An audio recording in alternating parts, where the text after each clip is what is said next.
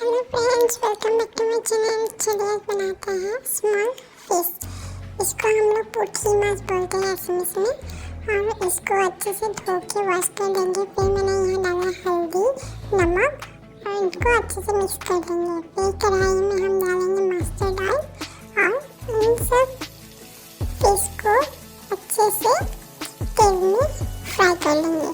यहाँ मैंने धीरे धीरे सब फिश को डाल दिया है पैन में और इनको अच्छे से क्रिस्पी होने तक फ्राई करेंगे।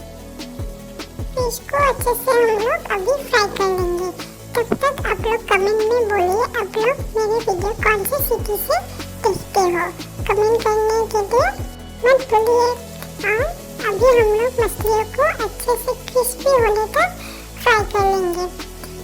फ्राई होने में को 2-3 मिनट लगेंगे। फिर ये अच्छे से हमारा फिश फ्राई हो गया है। अभी फिश को कुक होने में 5 मिनट लग सकता है, तो आप लोग इसको अच्छे से क्रिस्पी होने तक फ्राई कीजिए, क्योंकि ये छोटी मछली क्रिस्पी ही अच्छी लगती है।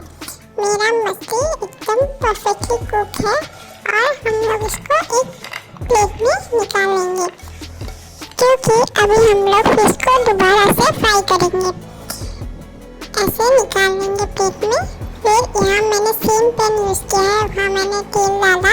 फिर यहाँ मैंने दिया है अनियन, कैप्सिकम, ग्रीन चिली और धनिया। फिर यहाँ तेल गर्म होने के बाद हम लोग डाल देंगे प्याज को और इसको अच्छे से क्रिस्पी होने तक फ्राई करेंगे। यहाँ मैंने डाला है ग्रीन चिली, यहाँ मैंने 4 डाला है, आप लोग आपके अनुसार डाल सकते हैं। फिर मैंने यहाँ डाल दिया ग्रीन कैप्सिकम।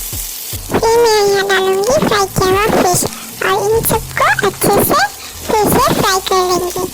थोड़ी देर फ्राई करने के बाद यहाँ मैंने डाला है हरा धनिया और इसको अच्छे से मिक्स कर लेंगे।